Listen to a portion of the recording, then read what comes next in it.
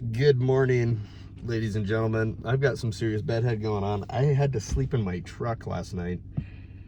I'm here at Moon Lake in the Uintas, and we're on an adventure. The adventure started well with me arriving very late and just having to sleep in my truck. So I wanted to show you something though. It's comical. It's kind of embarrassing, but I'm going to share it with you anyways. So when I got here, this is Moon Lake. It's beautiful. The Uinta mountain range. So this is a little reservoir. They did build a dam so the lake is deeper. There used to be a mine that was accessible. And because they built the dam, the water level raised and that mine is no longer accessible. So here, I'll come over here to tell you the story because this is where it happened. So last night I was cruising around. I had a flashlight, and then I was like, you know what? I'm just gonna put my flashlight away so I can see the stars and see the moon and stuff. And so I'm cruising towards the water, and unbeknownst to me, there's a big freaking ledge right here. It's not crazy high. It's a good 5-foot drop. So I walked off this last night, I wasn't using my flashlight. I didn't think there was a cliff right here, but I almost got impaled on that. Like I landed right on the log, but right where there's no branches. Kind of crazy. I literally could have died last night. I could have broken my neck, could have got impaled. I'll just take you a little closer so you can see. But it's just interesting to think about. Like, we have these miracles happen to us all the time. Like, look at this ledge, and then I landed, boom. Let's see, there should be an indentation where I landed. I think I landed right here. Yeah, I think it was like right here or right here. One of these spots. It's one of these spots. Sorry, the filming of this is probably not the best, but isn't that crazy? Like, look at this. If I would have landed on this or this, like, it doesn't take much to get fucking impaled by a piece of wood. So thank you, God, for protecting me last night and my guardian angels.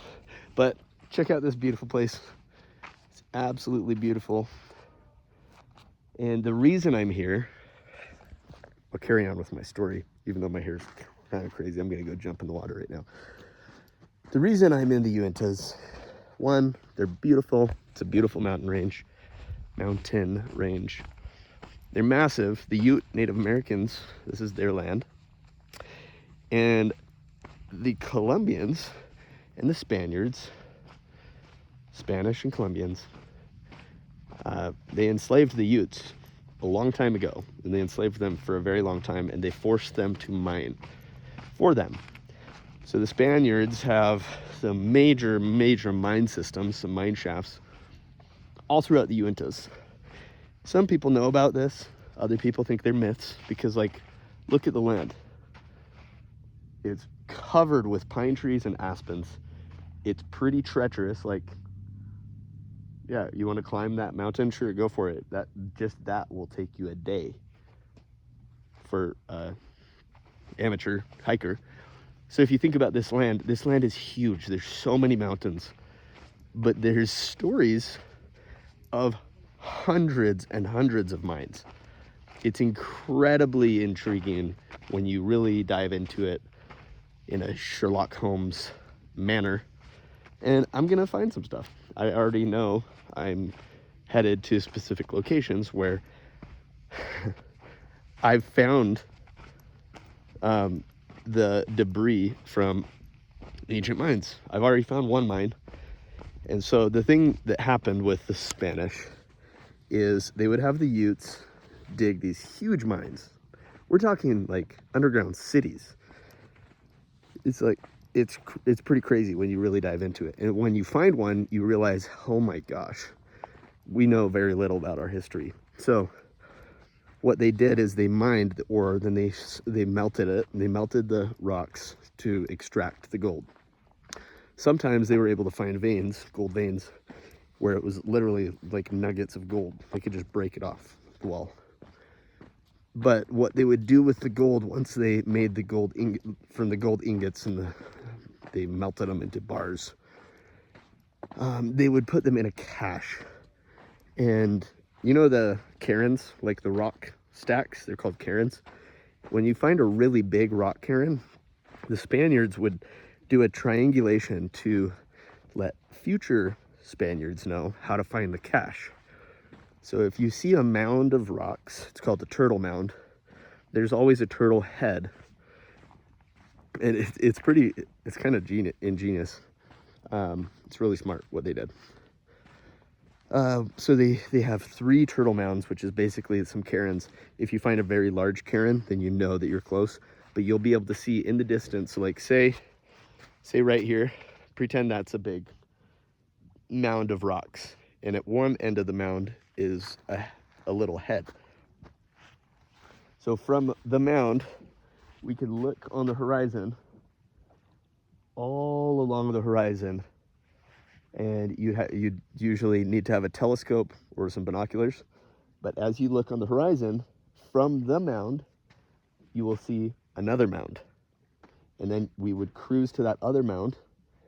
It's like hardly discernible. It's really hard to find, especially nowadays, because it's literally been hundreds of years since these things were placed.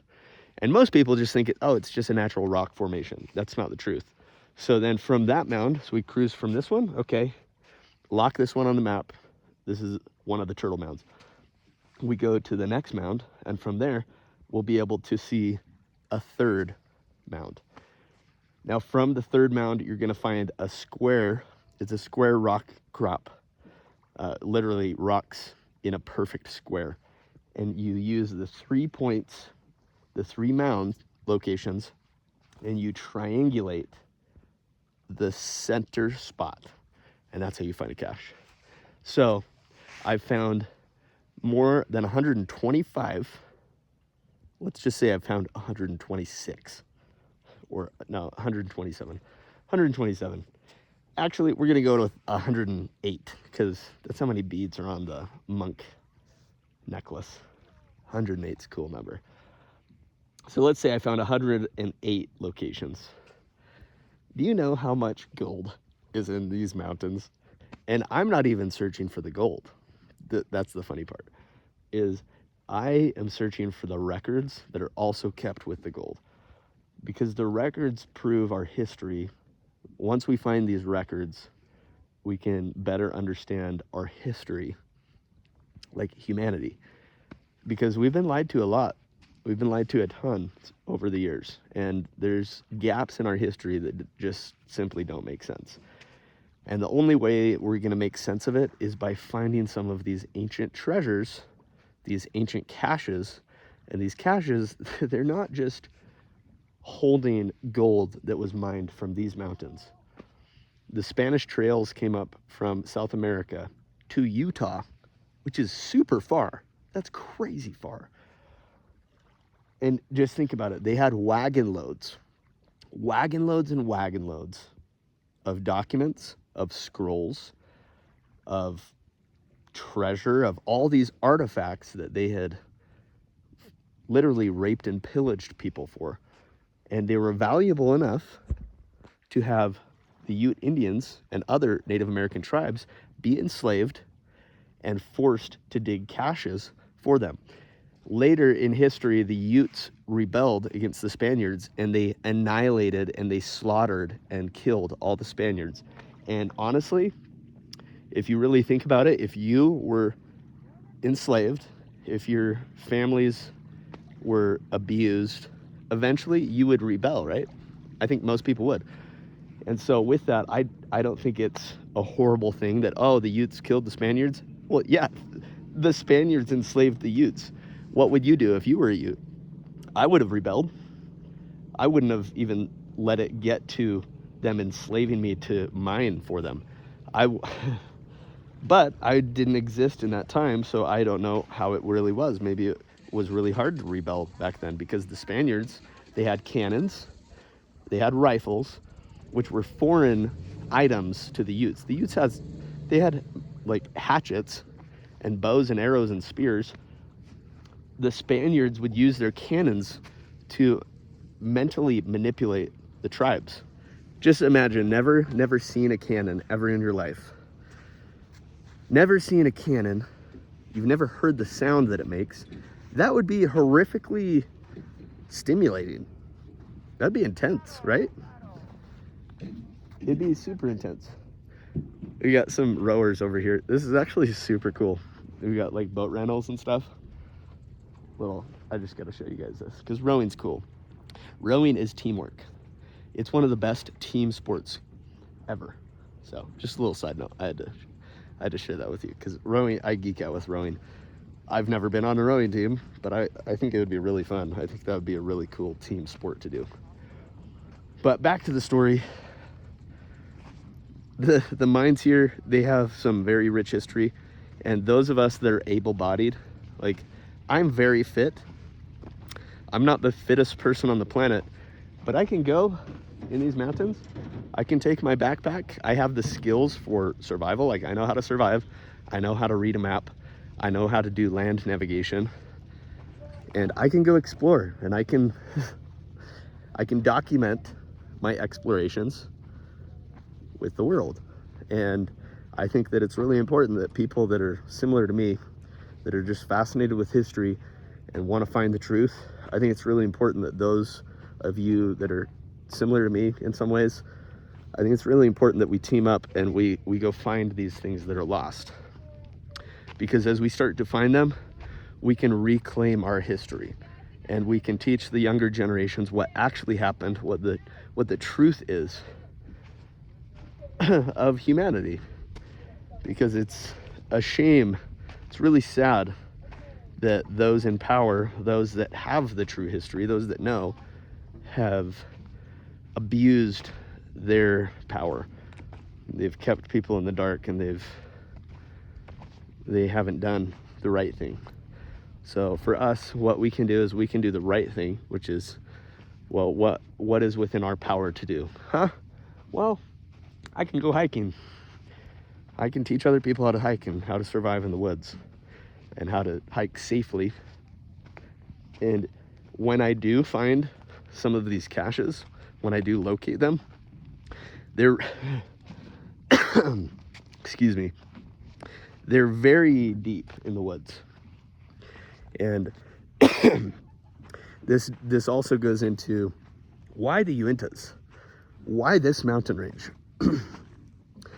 Why did they choose this place? Well, more gold comes out of Utah than anywhere else in the world.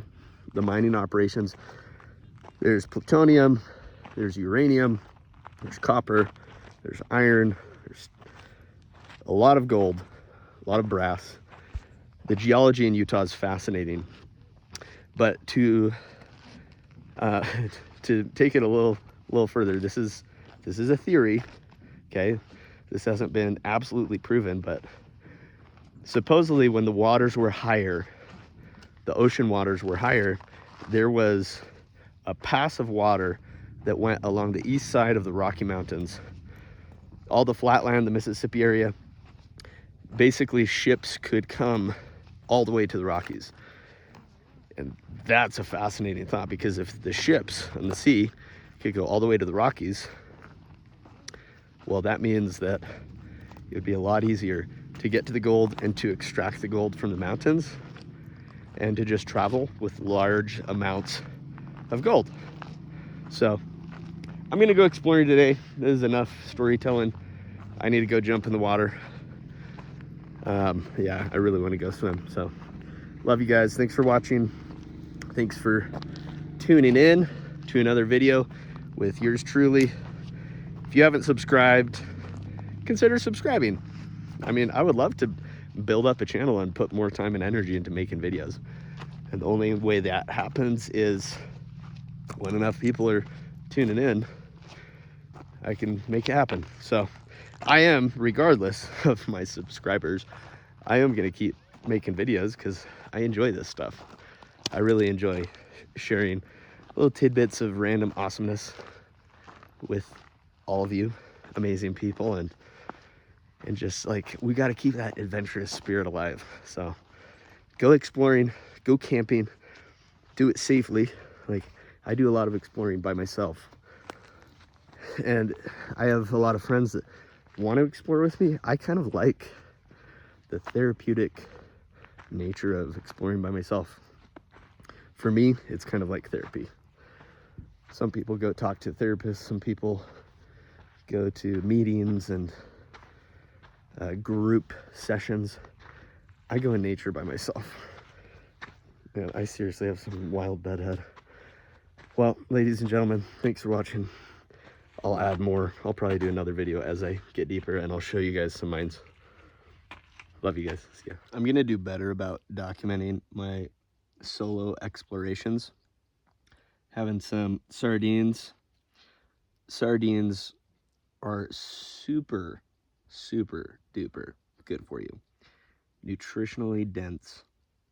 It's easy trail food, and if you ever have to bait something, like if you're trying to catch an animal, sardines are one of the most pungent foods you can have on you, because as soon as you open this little can, all of the wildlife that would want to eat this can smell it pretty quick. Like fish are smelly. So keep that in mind. If you're hiking with women, maybe carry some gum with you or a toothbrush. It's good to brush your teeth. But sardines, they're the easiest food. Like, you could have 1 can of sardines per day and you'd survive. You'd be okay. You'd be okay. So just documenting a little more of my travels. This is such a beautiful area though, like this mountain range. Earlier in the video, I'm not sure if I'll splice these videos together and just do like one really long video, but this mountain that I'm cruising up, it's pretty steep. It's pretty steep. So when you're traveling, whether you're in a group or by yourself, just be sure to pace yourself. Because if you know that, like today, I'm going to be hiking probably 35 miles, and it's really important to take breaks. It's like, you don't have to power through, because when I get to the destination I'm heading, like if I power through and I get there as fast as I can, when I get there, I'm going to be exhausted. And I know I'm going to have to hike another 30 miles back to my truck. So just be sure to pace yourself and have the strategy, the intelligent strategy of how to travel properly. So food for thought, food for thought. And just like whether you're out hiking, exploring, if you're looking for treasure or lost things, artifacts, like, it's not about finding those things, it's about enjoying the entire journey that you're on. So keep that in mind as well, because the journey, it's all about the journey, it's not the destination. Enjoy the journey. Always enjoy the journey. So there's a little tidbit of trail snack for you. So on this excursion that I'm on, I'm hiking pretty dang far. Most people don't go gallivanting through the woods to the extent that I do. There are a lot of people that do this. There are a lot of people that just love exploring in a similar way. Some people are hardcore explorers, like a way higher level than I am. But on this little adventure that you're joining me on, there's some things I want to talk about. It's just trail talk. So in this video, among the many things that we will discuss, I'm going to talk about the appropriate gear to take with you. No matter what type of exploring you're doing, whether it's just like a simple little hike, or if you're doing an advanced backpacking trek, there's a good mix of gear that you should just always have with you all the time. And yeah, it's a little extra weight to carry, But the nature of hiking, the nature of exploring is you don't know what's going to happen on your trek. Yeah, you might just have a simple hike, a hike where there's not too much excitement. You know, you just go on a hike to the top of a mountain, cruise back to the trailhead, go back home. Or you might be exploring and you find somebody that actually needs help. And thank God you had the foresight to pack sufficiently so that you can be a guardian angel in the life of another individual. And what do I mean by saying guardian angel? Well, if somebody snaps their femur on the trail, do you know how to make a proper splint for their leg? Do you have the ability to carry that individual if they're alone? Do you have a satellite phone and a GPS SOS device that can call for help? Here where I'm hiking, there's no cell service. There's no cell service for about 50 miles. I'd have to hike 50 miles in order to use my regular phone. Whereas a satellite phone, you turn that puppy on and you can call for help. You can call whoever you need. So there's a lot of cool devices that you can pack. They're not heavy and they don't cost a whole lot. And I suggest you keep those in your back. But what are some basic things that you should just always carry? I mean, satellite phones, yeah, it's a good idea. I think that a lot of people will overlook that and they just won't do that. But some basic essentials are matches, for one, a torch lighter. I mean, I suggest having a comprehensive kit all the time. Comprehensive as in, oh, check it out.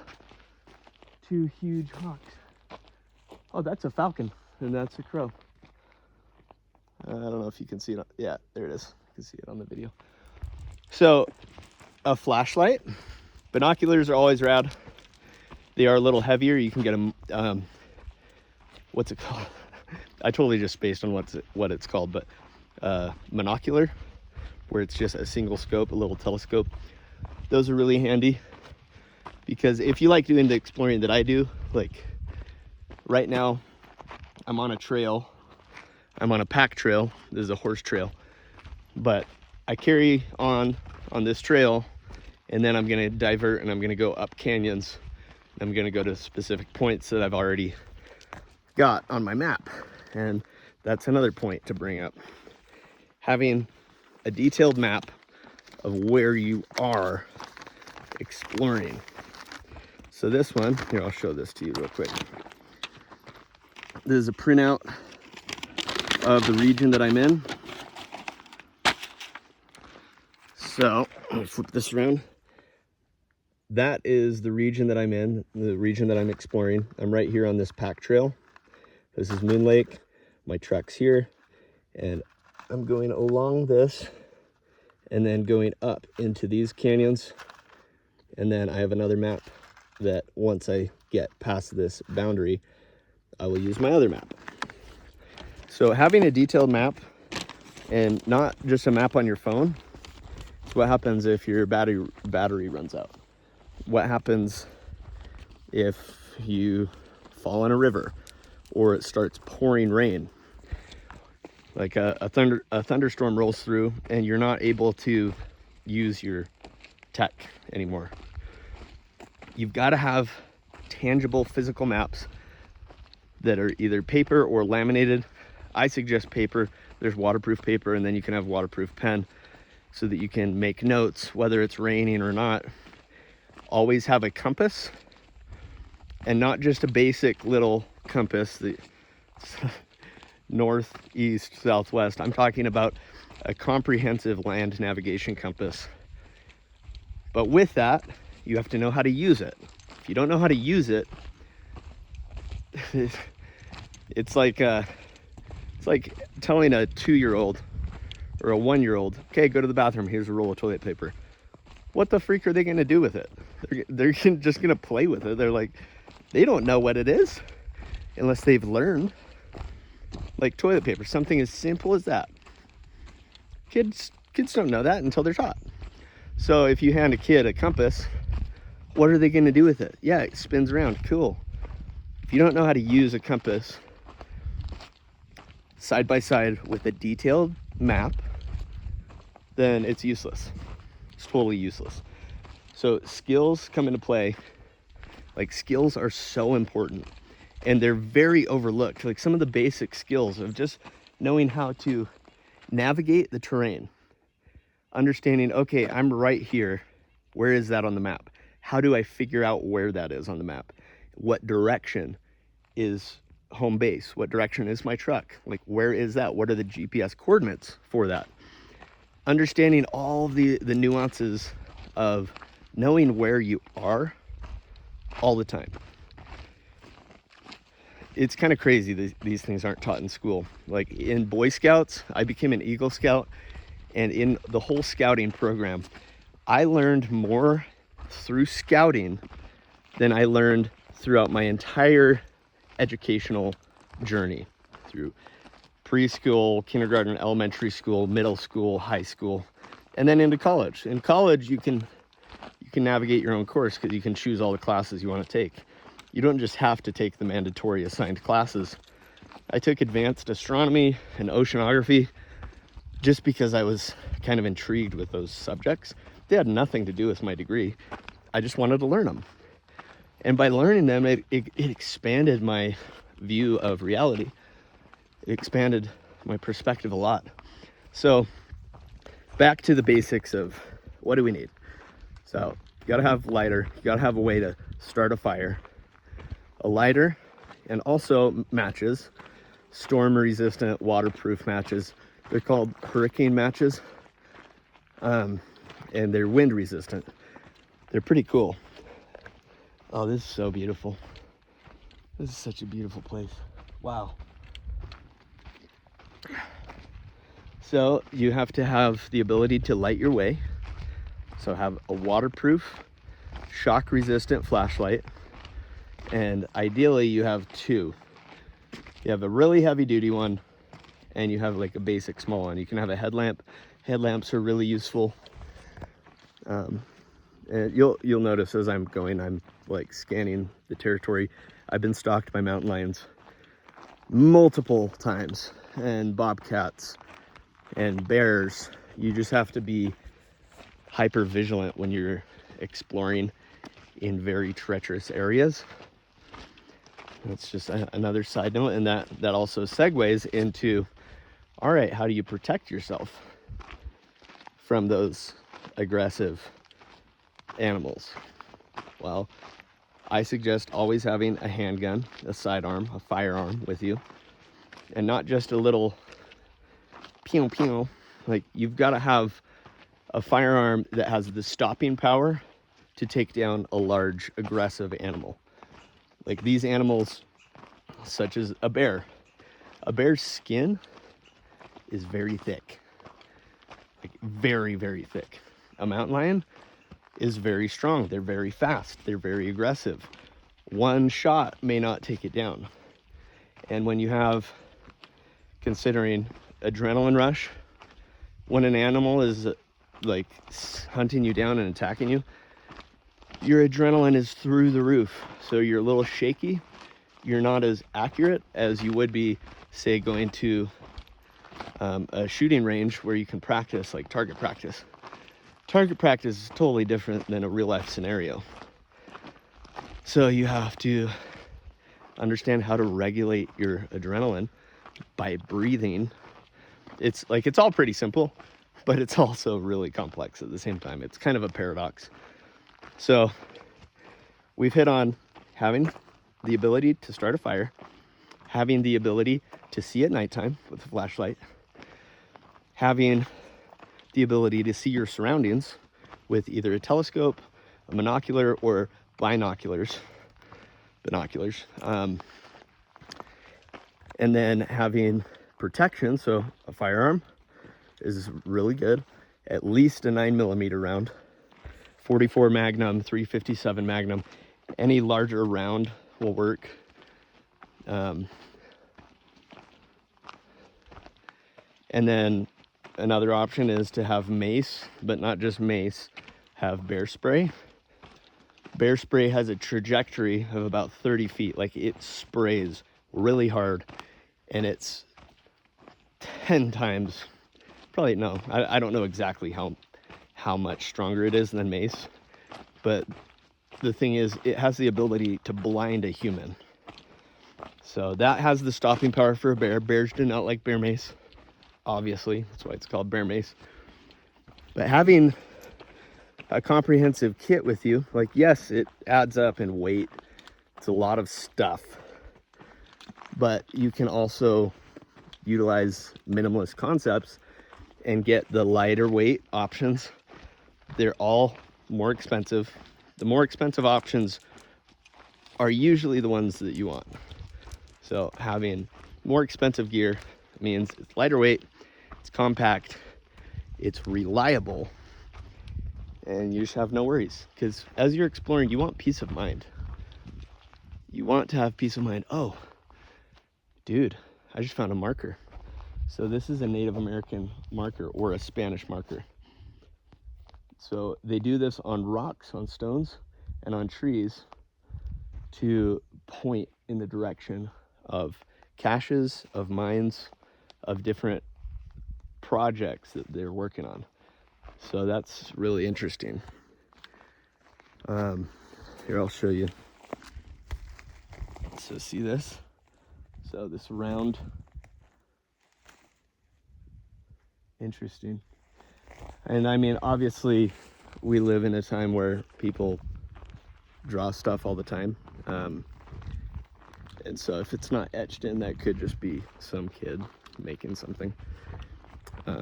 However, you don't know until you explore. So you're gonna have to explore up that mountain, because that's a pretty steep. There's some cliff faces and stuff. Sorry, I'm getting a little sidetracked. I love the idea of finding fascinating things in nature. Just going over a mud bog. So yeah, along with this gear that I'm talking about, like basic necessities, you've just got to be able to start a fire and stay warm and be able to stay overnight if you get stuck or stranded. Another thing is a little compact first aid kit. Not that you'll need it yourself, but somebody else that may be on the trail, they might need it. Kids, like children, often get injuries hiking and exploring, and it's just good to have stuff, especially if you get like a puncture. You need to be able to stop the bleeding. Have some super glue. Super glue is a great thing to have in your kit. And waterproof band-aids, waterproof bandages. Yeah, I'm gonna explore up there. Another thing is coat. So winter wear, weather related items that you can wear. So a poncho or a windbreaker to break the wind. Just a jacket that can keep you warm overnight. If you really want to be in depth, then you'll have a sleeping bag with you. A waterproof 0-degree sleeping bag. Because if you get stranded, like I'm hiking really far. I'm hiking 30 plus miles one way. So I'm hiking more than 60 miles on this trek. And yeah, I'm gonna stay overnight. So I'll find a cave or somewhere to make a shelter, because I'm not gonna pack a tent.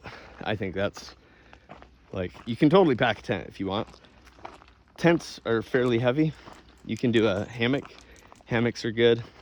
They keep you up out of like if there's lots of bugs and insects and stuff, they keep you above the ground. Obviously you won't have spiders and stuff crawling on you, but yeah, that kind of covers the bases of like wilderness trekking and survival. But you also do need food. You need some snacks. Like I just showed sardines earlier in the earlier video. Sardines are a really good one. They are a little heavier, but they're nutritionally dense. They're really dense. And you can also use sardines as bait. Always get the sardines that have olive oil, because the olive oil is just any good healthy fats for your body and your brain. They will sustain you longer than other dry foods. Dry foods require more hydration to properly digest and supply your body. So if you don't have means of finding water, then it speeds up your dehydration process. So another thing hitting on water is having either a life straw. Oh, cool, a deer. Hi. See right there. Hi. How are you? Animals are so cool. Yeah, this is a wild territory. I do have to be really careful here, because with the dense forest, like deer, when they don't run and they're just stationary like that, you know, this is a region where they don't see as many people. So yeah, I do apologize. This isn't a very organized video with this gear. I'm just going off the cuff, talking about the essentials. And a lot of them are common sense. Most people know these, but most people don't really apply the knowledge that they have and do it. So like, I always have kits. So like, I've got a Camelback, I have my hydration, I have flashlight, I have matches, I have my camping gear so I can stay overnight, I have my firearm, lights, chapstick's a good one too. Chapstick's a really good one. I got my first aid kit, got some food, and then I also have a few trapping items. So if I had to, I can fish and I can trap small game. So some people like this stuff. Some people don't really pay a whole lot of attention to these things. I love this kind of stuff. I love exploring, and I like being able to explore with peace of mind, knowing that like I'm on top of my game with it. So then I can just explore rigorously at a very high level and just go and go and go and go and do whatever I want, and I know that I'll always be okay. So it's all about peace of mind. Peace of mind through proper preparedness. Yeah, that kind of sums up what I wanted to hit on here, because I've encountered a lot of people exploring that are not prepared properly for their truck, and they either get injured or stranded or lost, or just I've had to help a lot of people on the trail, and that's one of the main reasons. Like, if you know what you're doing, if you're a knowledgeable explorer, if you just have like baseline knowledge, chances are you're gonna have to help other people. That's just how this works. Like, it's your stewardship, it's your responsibility to care for others. When you have more knowledge and more expertise, skills, and essential items, tangible items, that's the purpose of items like these are, to solve problems. They're to solve problems and provide solutions. That's why they exist. That's why they were created. So if you have them on you, you have to understand that you have the responsibility of a knowledgeable explorer. That, yeah, you may be totally fine exploring all the time. You may just have an awesome experience everywhere you go. It's just awesome. But it's your responsibility to care for the people that do not have the experience or the tools that are necessary for having a good time. So just keep that in mind. Like, if you do dive into this stuff, you are going to encounter opportunities to help others, and it's very important that you never pass them up. Like, don't pass someone by that needs your help, because that what goes around comes around. And if you don't help someone in need because you want to be in a rush, like you're trying to finish your hike, you're trying to get home or whatever, well, that's your challenge. And that's your lesson. And if you don't fulfill the lesson, it will repeat and repeat and repeat until you finally realize, oh wow, that's why that cycle's been happening. So, food for thought. Yeah, I'm gonna start cruising up the hillside, and I need both my hands to properly do that. So I'm gonna wrap up this segment of the video. I may add more things in this video. This may be a very long video, and I'm just gonna add things as I go. Or I'll do a few separate videos just to chunk it. So thanks for watching. Love you guys. Hike on. Hike on. It's kind of funny. The one thing that I didn't mention earlier in my list of items that you should always have is always have a knife. So fixed blades just means that it doesn't flip, like it doesn't have a hinge. A fixed blade is the best type of blade because it won't close on you. You can hold it in a strong way. It's easier to whittle with. Having a fixed blade is very important. A lot of people have pocket knives that flip open, but you have to flip it open to use it. So if you ever had to protect yourself with a pocket knife, it's more likely that it would be harder to get to it fast, and it can also close on you. If you use it in an aggressive way, the blade could close on your fingers, and if it's a sharp blade, like it could totally do some damage. Like it could cut you to the bone. I don't think it would cut your fingers off, but if it's crazy sharp, it could. But you'd have to be using it pretty hard for it to do that. But yeah, have a fixed blade, have a multi-tool like a Leatherman. Leathermans are really good. But yeah, just always have some type of pocket knife, because pocket knives for whittling, obviously, for just doing like cutting food, doing basic things, knives come in handy. But also for trapping, if you have to make some traps, you have to be able to whittle branches, and you have to be able to cut sinew at different lengths. Like if you're making cordage out of plants, you can make string, but you have to have a knife. Especially if you have to do fire by friction, you've got to be able to have a knife on you all the time. Hey guys, I do want to show you something. For those of you that are searching for mines or that like the geology aspect of exploring in the mountains. So across the lake right here, you see this vein right there. So those are what you can look for, and you travel along them. So I'm going around the lake and I'm going over there, and those veins, I don't know like the actual terminology for these, I'm not a geologist, but that is what you look for when you're looking for old mines. So there's a couple mine shafts along this, and then further up the mountain range where there's more of those. And that's how, like, I can see one right there. I can see an opening. Let's see if I can point it out. It's like right there. So there's a shaft, and you can see the debris that they've pulled out. So they have mined right there, and potentially up further on the hillside. This stuff's cool. It's really fun. It's fun exploring with like a very clear intention of looking for ancient mine shafts. It's really fun. I'm not like a gold hunter.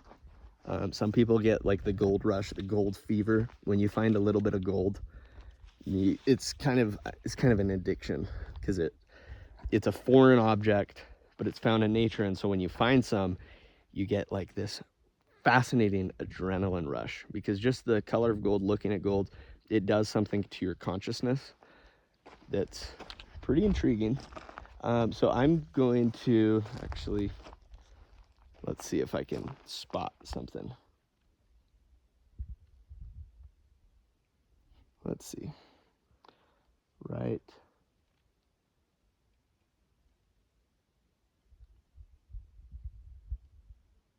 Oh, dude. The cool thing is, like, a lot of people say that they want to go explore. A lot of people say they want to go find stuff.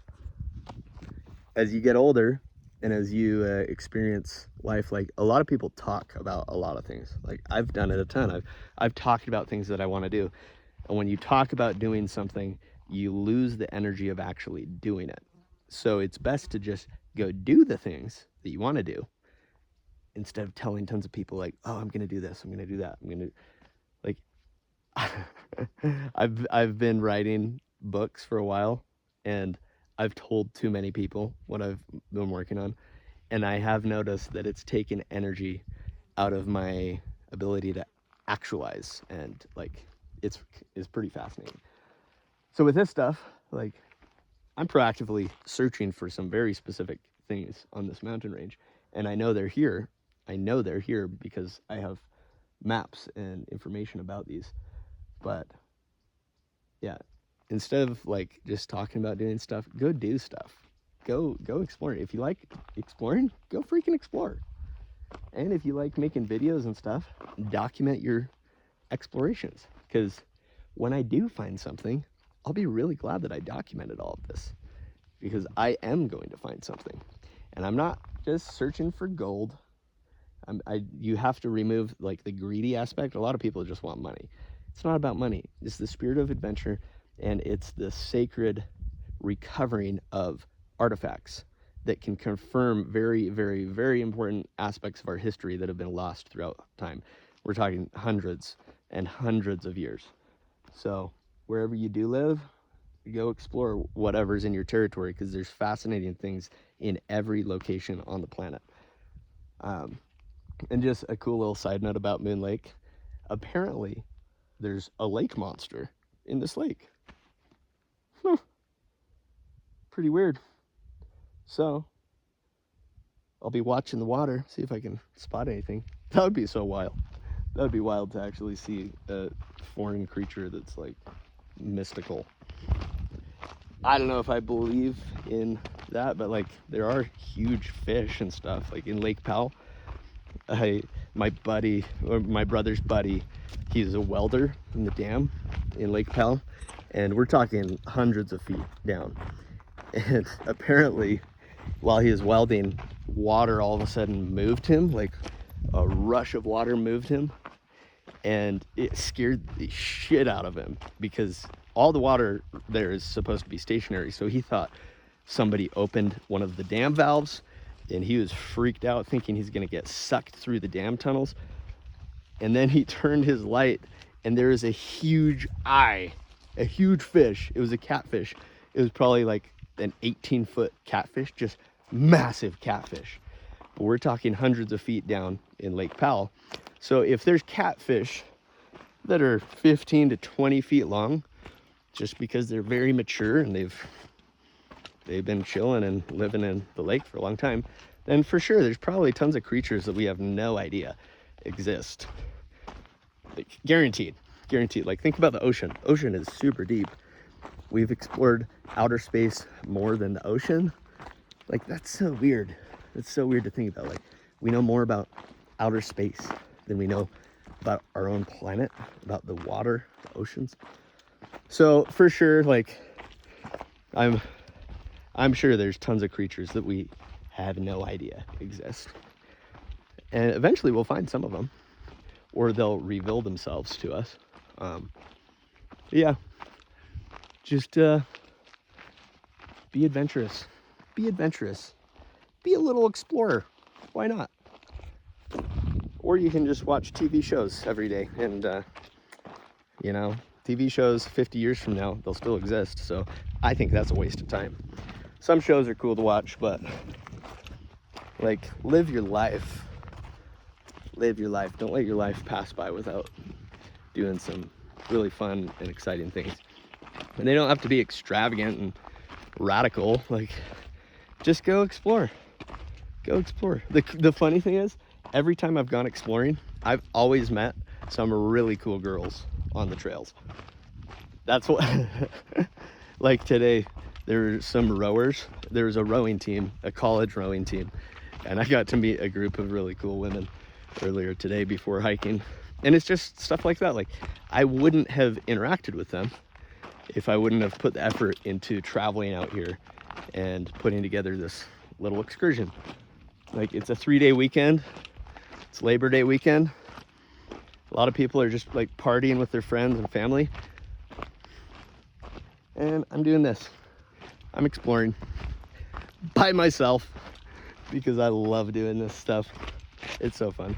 And I can potentially make some content too, which it's not like my motivation is not to like make videos. My motivation is to stoke the fire of everybody that like just needs a little nudge of go explore, go explore. It will change your life. It will add so much vibrance and just freaking stoke to your life. It will stoke your life. Think about it, like to stoke a fire, you have to add fuel, you have to add oxygen, add breath. But maybe exploring and stuff is not your jam. Maybe it's not your thing. Maybe you love like drawing or writing or diving into a musical instrument. Whatever the case may be, whatever you're stoked about, go invest in doing it. Like, I love playing the piano. I'm not an expert musician by any means, but it brings joy to me when I play the piano and when I work on becoming a better musician. It's just creative. But we have to go do them. We have to do these things. Otherwise, it will just be a dream in our mind, and nothing will happen if we don't do it. So, food for thought. Oh, hiking rants. They're so funny. They're so funny. Oh my gosh, this is so pretty. Look at this. Oh, what a beautiful place. Well, guys, thanks for tuning in. Thanks for watching. Thanks for sharing your feedback. If you like this kind of stuff, let me know. Let me know if you want specific things, if you want me to hone in on just specific topics or more organized information to share. I will do it. I just think that sharing off the cuff and not having everything organized is sometimes a refreshing thing, because so many people in our day and age are just like, everything has to be done this way. It's like my YouTube channel, I have so many different random videos and things. Like, it's random, but I'm kind of a random person, and I'm not gonna niche down and be like, okay, I'm just gonna talk about survival. I'm just gonna talk about hiking. Nope, I'm gonna talk about a lot of stuff, and I'm not gonna change my ways. So that's the thing, like, be who you are, because who you are is rad. And like everyone has told us since we were born, like, there's no one like us. We're a unique snowflake of humanity. Well, it's true. We're all super unique, but we're all pretty similar too. We're similar, but we all have our unique aspects of personality, our persona, our divine personas. So be the best version of you that you possibly can, which means just keep being you. You don't have to try hard. Just be who you are. And don't let anyone else change you. So, all right. Enough said for a little while. I'm gonna hike up this mountainside and find some cool stuff. Hey guys, so while I'm on the topic of just sharing hiking tips and exploring safety knowledge, like just to safely hike and be able to explore with peace of mind. So this is something that a lot of people don't talk about, but having a firearm, like, a lot of people are opposed to guns. Like, a lot of people don't like guns. They're like, oh, that's not good to have guns. Why? The reason the Second Amendment is really important is if you're attacked by a bear and you don't have a firearm, you're gonna fucking die. Do you understand that? Like, very rarely is someone attacked by a mountain lion, a bobcat, a bear, a pack of wolves, and survives. The only way you can survive is, yeah, you can have bear mace, but bear mace doesn't always work. The stopping power of a firearm is to be able to protect yourself. It's not that you're hurting other people. It's not that you're a threat. Like, yeah, some people are stupid and they don't know how to use firearms. And they're also like, there's some psychopathic people in the world that, yeah, those people do stupid things with guns. It's really sad. But the thing is, it comes down to being able to protect yourself, to protect others, to protect your family and your friends in a serious time of need, like if you're being attacked by something. So I always hike and travel in the wilderness with a firearm. If you guys don't like that, well, you know what? My channel's probably not for you, because I believe in our individual freedoms and I am going to protect people if I ever have to. So just food for thought. Like, if you want to be like, give up your freedoms, well, enjoy slavery, enjoy being controlled by other people, because it's really important that we understand our constitutional freedoms, like understand why the founding fathers did things the way they did, because it's really important, and it seems like a lot of people do not understand it. So just think about things with nature. Nature has so many beautiful things to teach us, and in nature, it's a wild environment. There's lots of wild things that can happen, and you have to be able to protect yourself. So obviously in cities and different environments, it's a totally different story, but we still have that right. We still have the freedom to protect ourselves and others.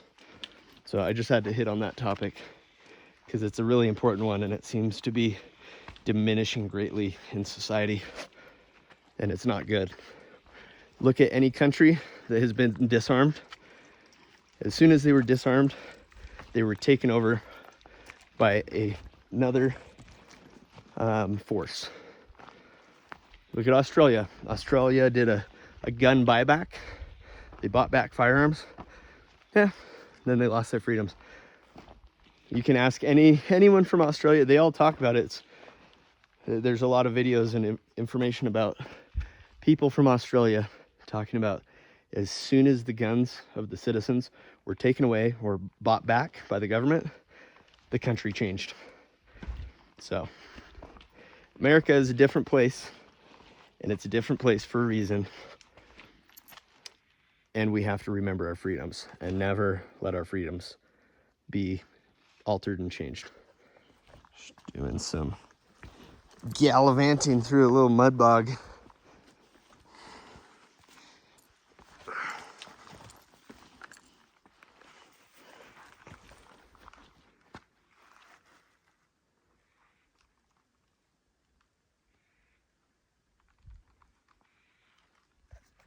Okay, here's another little pointer when you're exploring.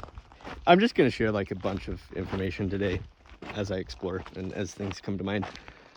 So as you're exploring on a trail, like I'm in a very, very diverse region of the Rocky Mountains right now. No one is here. Like I'm hiking on a mountain range where I most likely will not see another person the entire 60 miles that I'm hiking. Probably be more like 72.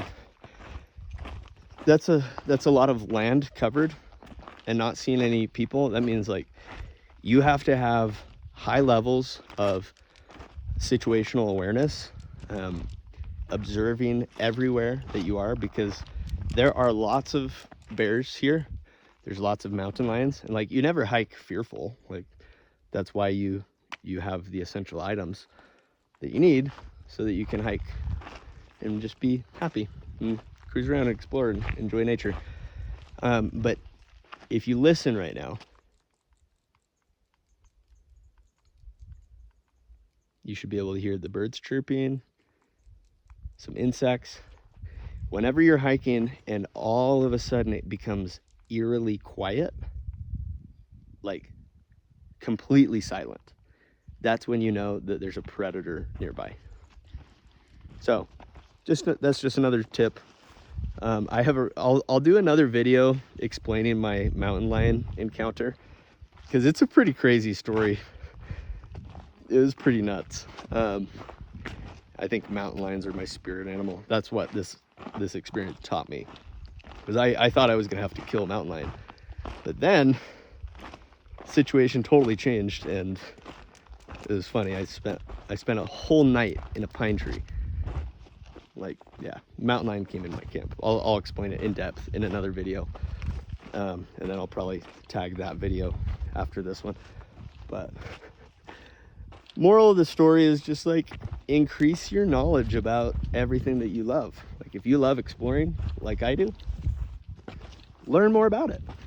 Like, watch videos like this, watch videos like other people exploring, so that you can accumulate just a treasure trove of knowledge about exploring. Because I've watched videos and learned things. Like, here's another thing, just while we're on the trail. This is mullein. I did a video on this before. So whenever you're picking, mullein is toilet paper, nature's toilet paper. Whenever you're taking from nature, whenever you're utilizing something, only take the outside edges. Don't take the whole plant. So here, let me show you. Don't take the whole plant. Just take a couple of the outside leaves, because it grows from the middle outward. These will grow longer, and it just keeps blossoming and blossoming and blossoming. So same thing with like kale, the way that kale grows, and lettuce. You just pick the outside leaves, and then it just keeps growing and growing, and you have an abundance. So with mullein is nature's toilet paper. You can wipe with it, but something that nobody seems to talk about, don't wipe with the underside. So this is the top of the leaf. If you wipe with the underside, you will have an itchy ass. The top side's different though. It's a different fiber. So kind of cool. See, just random hiking knowledge. But if you were ever needing to stay in nature for a couple days, you don't have toilet paper and you don't want to wipe with a pine cone, well, mullein's a good one. You can also use, you can use things like, as wild as it sounds, you can wipe with pine needles, but you just have to wipe one way, obviously. Otherwise you'll stab your anus. Oh man, I crack myself up sometimes. Be weird. Be weird. Be weird. If anything, like, don't conform to however other people want you to be. Be who you really are. Be who you really are. Okay, hike on. See, like this tree here, right there, you can see a heart, and like that's somebody just like riding. That's an old tree. That's old, but it's not Spanish. It's not a mine marker.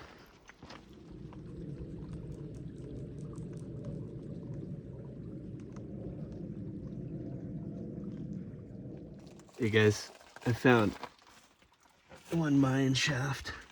This is a natural mine shaft, so they dug into here and dug down, and then they filled it. Somebody filled it in, or it collapsed. Getting closer. Checking all these locations off on the map.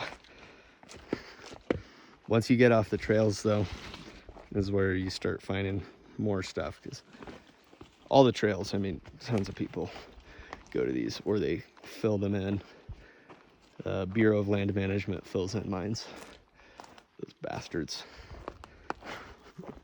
Then another thing, these old aspen trees. I'll show you.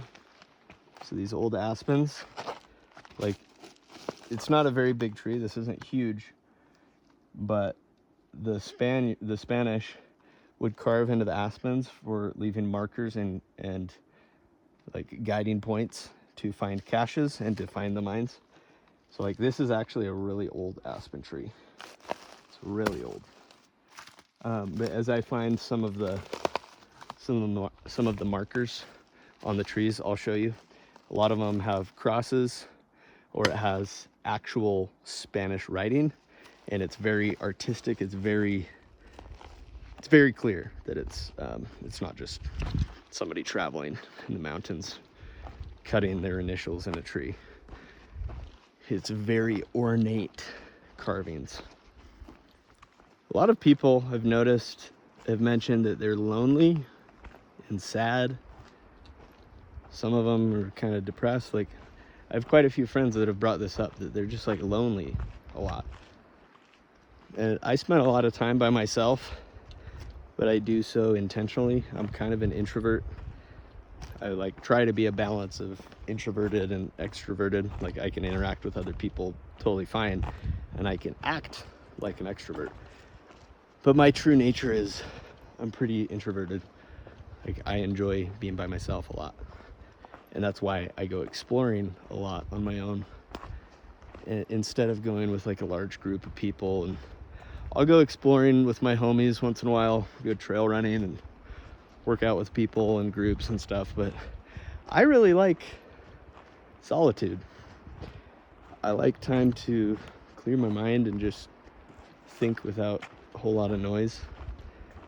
But what I wanted to say is, if you are an individual that feels lonely, you feel sad, or you're numbing out with alcohol or smoking weed or taking any kind of drugs, I challenge you to go exploring. I challenge you to go do some hiking by yourself. And I'm not sure if I'll add this to the video that I have been making, but do so safely. Like, take the appropriate gear so you can explore safely. But I highly advise that you go explore by yourself and you connect with who you really are, and you get to learn more about yourself. That's only done when you're by yourself. Like, the greatest things you'll learn are when you're all alone. And I know it's hard sometimes. It's hard to not have connection with people. Like, you want to be with people a lot, but part of the reason for wanting to be with people is you're either running from something, or you're trying to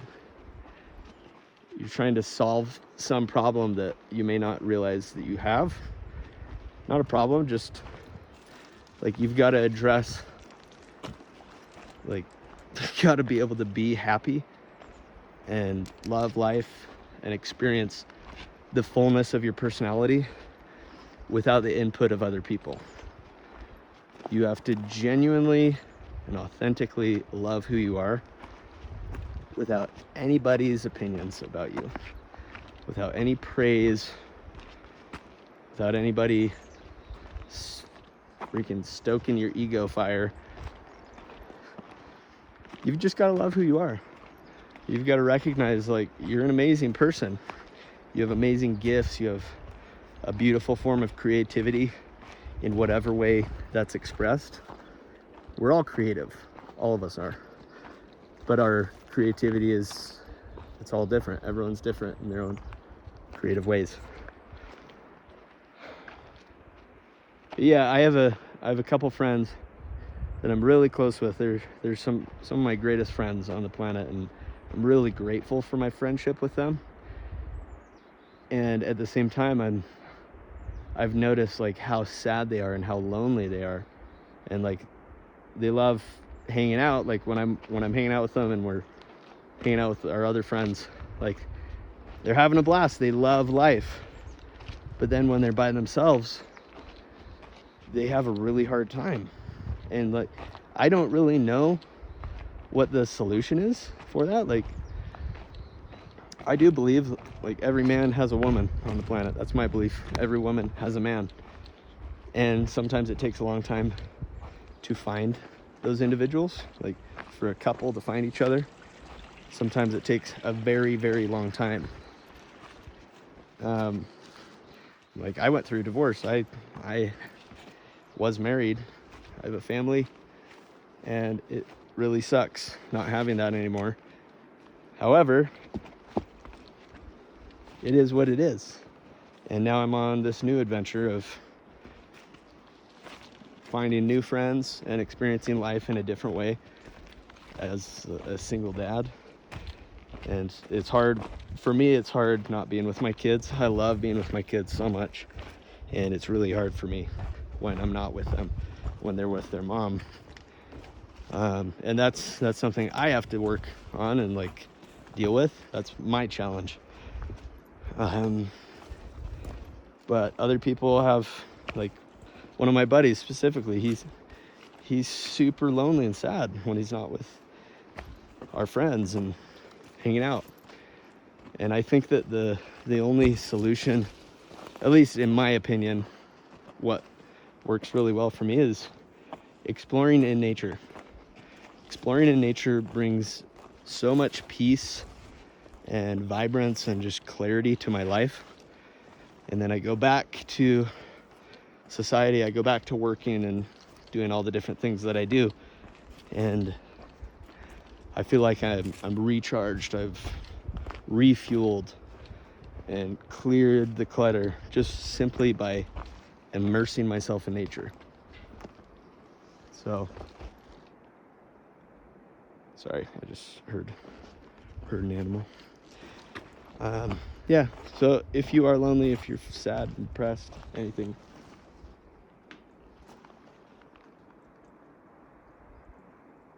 there's a big animal nearby.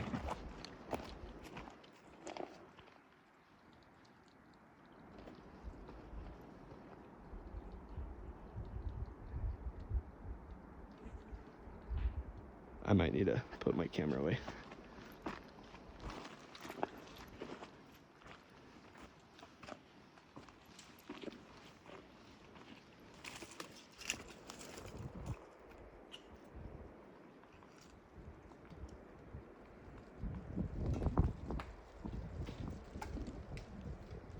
Oh, maybe it's just pine cones.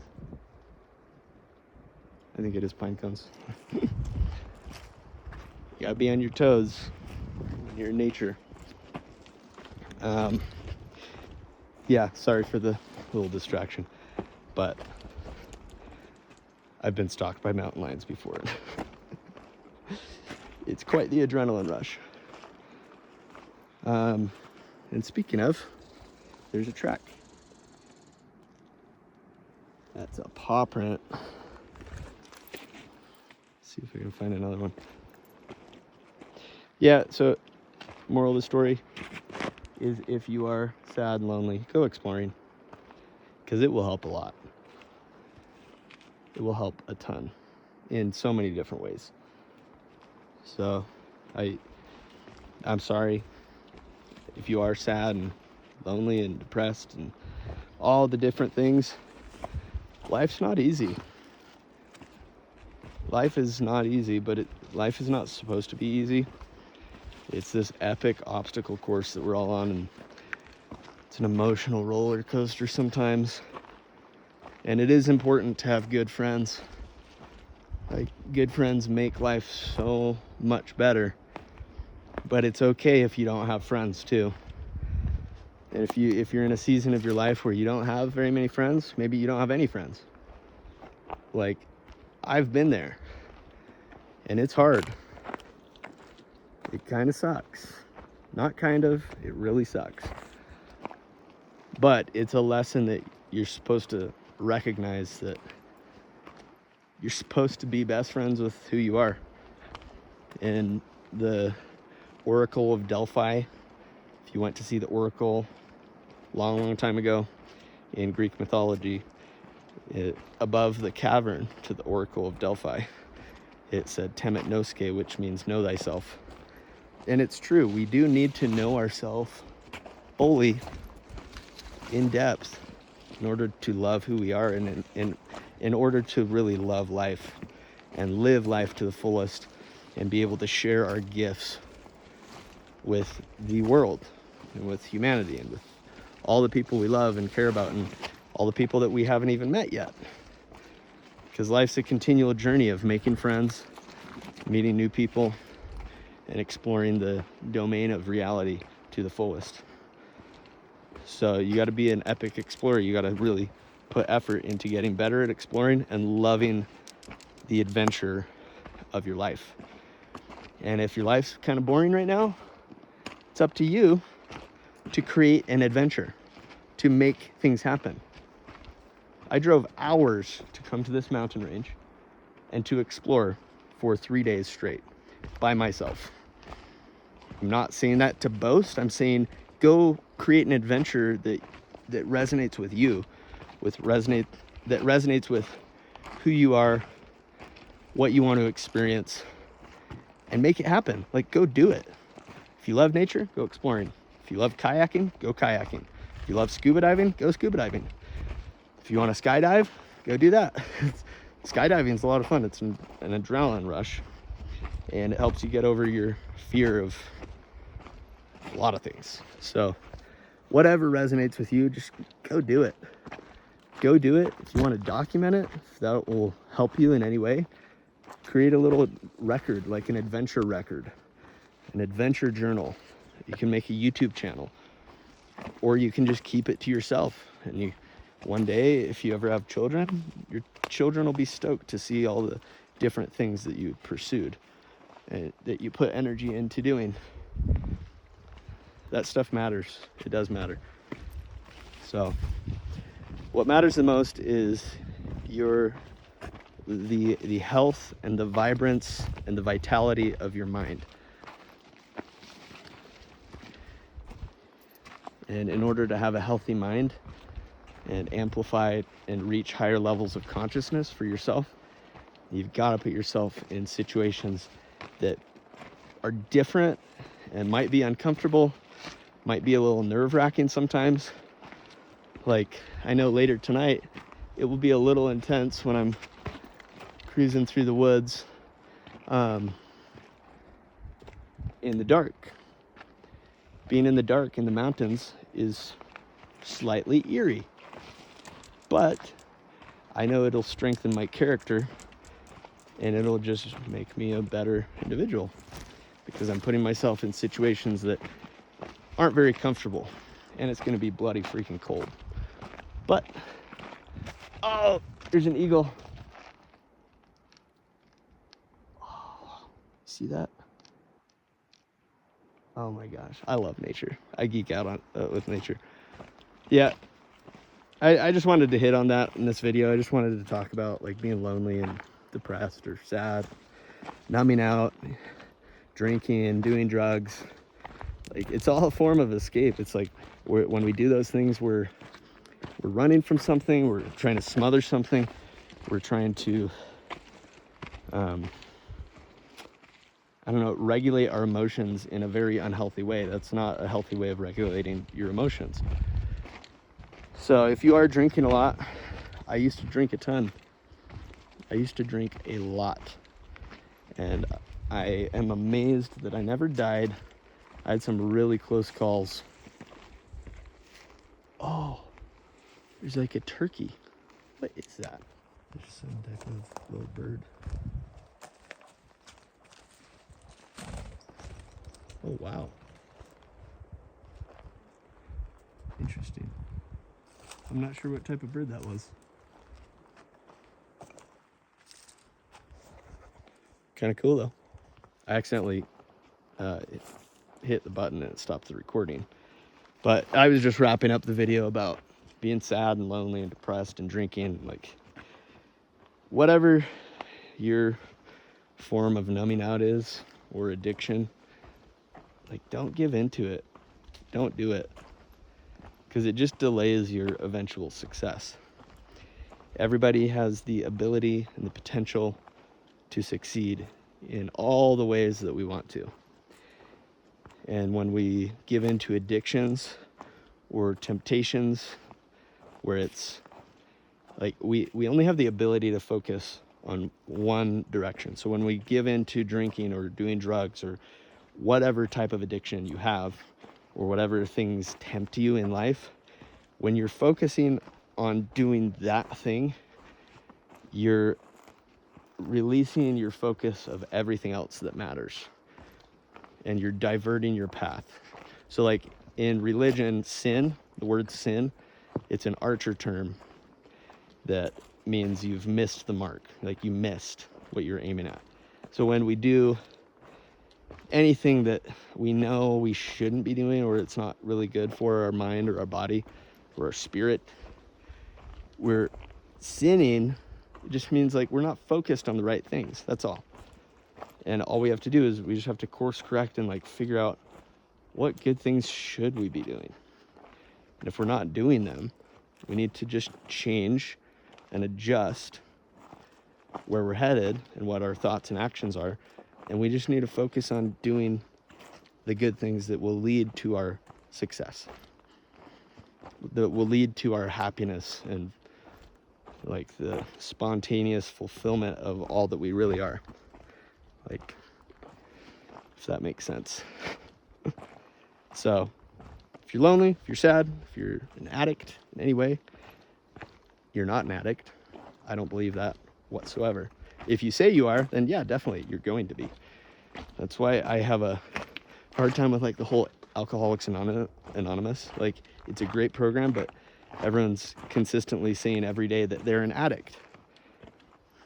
If you say that, then yes, you will be. And it will continue to manifest in your life, and it will be a challenge as long as you're giving in to saying that you are that thing. So I don't believe in that. I believe we can change. I believe we can grow. And I believe we can overcome every crappy thing that we've ever given into throughout the history of our life. We can improve, we can grow, and we can tap into who we really are, because we have a piece of God within all of us. Every single one of us do. So overcome all the shitty things that you've given into. Like, you're better than that, you're stronger than that, you're wiser than that.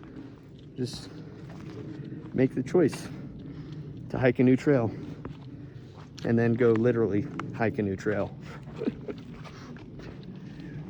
And as you do, you expand the territory of your mind. Like, I've never been here before.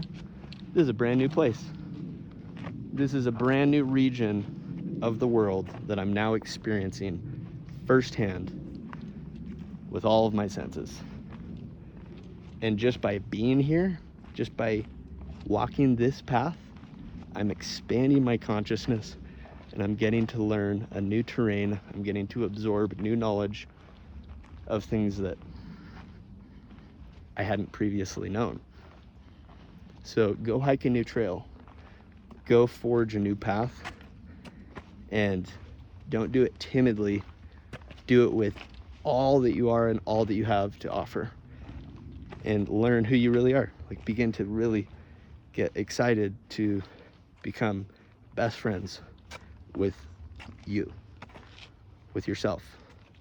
And the more you do that, the more true friends will begin to appear on your path, and you'll create epic relationships that you had only previously dreamed of having.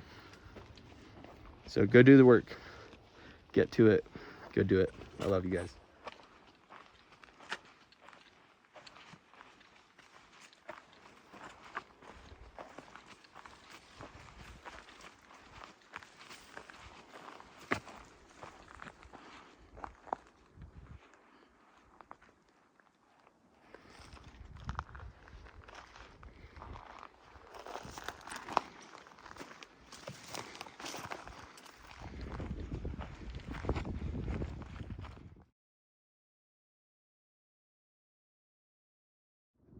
Well, that's the lake where I started, the tip of the lake. I think I've gone about 7 miles so far. It's just a beautiful, beautiful area. It's pretty nice weather. Like, it's not too hot. It's a little breezy. Hike on. All right, here's another little hiking tip. When you're hiking off the trail, I go off the trail a lot, because I like to see things that other people don't see, because trails are worn for a reason, right? A lot of people go on them, horses and people, and animals and stuff. So when you go off the trail, it gets pretty dense. Like, I've been off the trail for a while now, and the trees and foliage, it just gets really dense hiking through it. So an easy thing to do is to find a riverbed, or a river that has flowing water in it, and you just stay in the riverbed and you just keep cruising, as long as the river's going in the direction that you want. But that way you don't, like, I like hiking in rivers. It's kind of fun, and it's good for your coordination. But you do have to be really careful because a lot of rocks move. So it just helps you hike more consciously when you hike in a riverbed. But it's also fun. Plus, you always have water, unless it's a dry riverbed. And that way, when you get like super hot, you can just strip down and jump in the water. If you get really hot and need to cool down. But yeah, just remember also that when you're hiking in a riverbed, animals come to the river for water, so you will encounter more animals by the river, so just be careful. And if you do hike off the trail, you've got to be really careful, because no one will find you. If you get in trouble, if you get stuck or hurt, something happens, like, you're on your own. So be careful, be very careful, but have fun, have tons of fun hiking. And there's so many cool rocks and riverbeds. It's pretty rad. But just a little side note.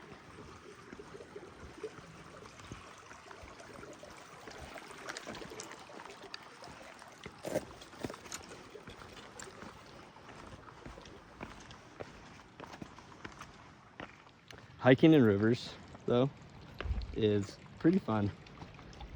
Like, it's slower going, hiking in the riverbed, but you have to, like, really focus on your foot placement, and it's just like a good balancing activity. And occasionally you fall in the water. It's kind of funny, but it does help a ton with your coordination and balance, and just, I think it makes you a better hiker when you do it a lot. But falling in the river is sometimes not very fun. And you can roll your ankle, you can get hurt easier. So if you do go in the river, just be careful. But always have fun. That's the whole point. You gotta have fun all the time. Now, having fun all the time is honestly not realistic. Kind of just like the seasons of nature. Can't be summer all the time, unless you're in a tropical paradise, but hike on, hike on.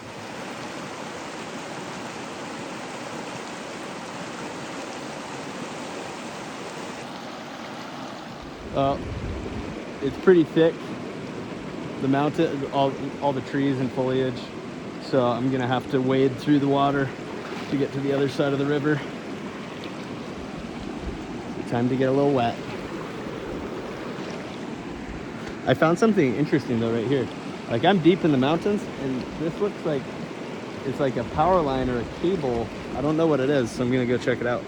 Just another piece of beauty on the hike. This is such a spectacular hike. I'm so glad I came out here. Oh, it's beautiful. I'm gonna find a good spot to jump in the river, because it's getting a little warm. So this is kind of interesting. It says property of the U.S. government. Warning, improper use is dangerous. This equipment used in connection with hydrologic stream gauging station. It's like this box, and then all this equipment. Then it goes across, has this too. I wonder, it could just be gauging like water levels and stuff, or water flow. There's a lot of interesting stuff like this in the mountains that I find. It's just like, what is it? What is this stuff? Kind of interesting. I don't know. It's weird. And geez, like, somebody bringing all this equipment out here, I'm in the middle of the mountains. They'd probably drop that off with a helicopter. That's what I would do if I was in charge of doing that kind of shenanigans. I definitely use a helicopter. That is one thing. Oh my gosh, I'm so excited to have a helicopter one day. You know how easy exploring is when you can cruise around in a helicopter? It's pretty easy. Just like, oh yeah, let's land here and explore this. One day soon. Look how beautiful all the colors are. River rocks. Pretty spectacular.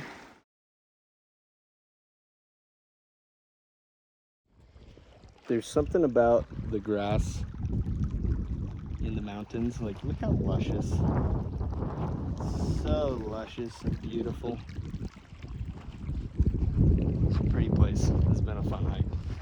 I just hiked from way over there. I started it down there, the south side of the lake, hiked all the way up far into that valley to another mountain range, and then making my way back around the other side of the lake.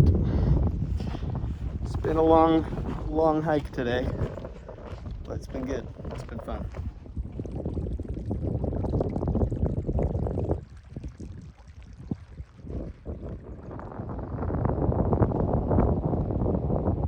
Beautiful bald eagle flying. So I'm on the side of this mountain, and I found this. This is a big cairn that's hollowed out like this. Somebody built this a long time ago.